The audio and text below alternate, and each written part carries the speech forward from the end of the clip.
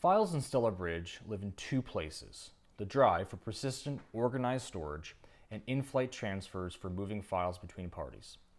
Uploads are the bridge between these two worlds, and the fastest way to get a file governed, logged, and either stored or delivered. In this video, we're covering how uploads work as both a storage mechanism and a transfer method.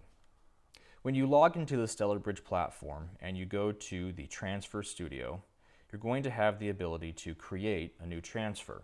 And you'll notice that we have three tabs: Transfers, Streams, and Requests. With transfers, we're uploading files. Uploads are best for small to medium-sized files and one-off transfers where the recipient doesn't need to be live on the other end. You send it, they get it when they're ready, and it's asynchronous, which means you don't need both parties to be online at the same time. However, if you're dealing with large files, and we're talking gigabytes, or you're on an unreliable network connection, we have streams for that. That's in the next video. But for most everyday transfers, uploads are exactly what you want. Before we can get started with uploads, you're going to need two things. First, you're going to need the right role. The bridge user role or higher gives you the ability to send and receive transfers. If you're not sure what role you have, you can always check in your profile or reach out to your org administrator. Second, you need to be logged in at your organization's Stellarbridge dashboard. If you're signing in for the first time, your admin will have sent you an invite.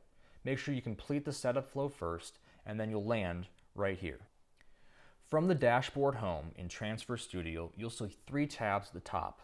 We can get to our Transfer Studio by clicking on the transfer icon in the sidebar. Once inside, you'll have a new transfer button in the upper right-hand corner. If you click on that, this is where you'll see the three options that we mentioned above. When you click on New Transfer, you'll be dropped right in the place where you can do upload transfers. You'll see a drop zone in the middle of the screen. You can drag your files there or click Choose Files, and it will give you a picker where you can pick a file from your file system. Once you have your file selected, click the Next button. From here, you can add one or more recipients that you would like to receive this file. In order to transfer a file, you do have to provide an email address for the person you want to get this file. I'm going to add in the email address that I want and then select Next. From here, we have a couple more options. We can restrict this to org members only. What that means is that only org members will be able to access this particular transfer. We can also add password protection to this if we wanted to. I'm going to select Next and then Start Transfer. This is going to begin the upload process. And when it's done, we'll get a notification that our upload is complete. That's it. Let's think through what we just did. After you click Upload, Stellarbridge does a few things. It enforces whatever policies are attached to the transfer, more on policies in a later video, and it logs the event in the audit trail. No action in Stellarbridge goes unrecorded. The transfer status will appear in your dashboard. You'll see whether it's in progress or completed, or if there was any issues. You can come back to this view at any time to check on past transfers. If we exit out of the modal, you will see we have a history of recent transfers. We can click on that to view metadata about the transfer and manage things like downloading them directly, sharing again, adding them to Drive, protecting them, locking them to org, custody reports. But what does this look like on the receiver's end?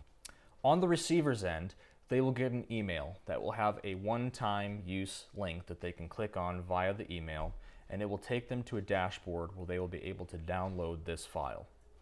You are able to transfer files to people who are outside your org, though your administrator may configure things to not allow this. The moment an external recipient or an internal recipient clicks on that link and they download the file, that action is also logged within the audit trail. Here's something worth understanding. Every upload in Stellarbridge runs through our policy engine, and depending on how your organization has configured access control, there may be rules about who can send and what they can send and where they can send it to. If a policy blocks your transfer, you'll see a denial notification. You can use that to flag the issue to your admin.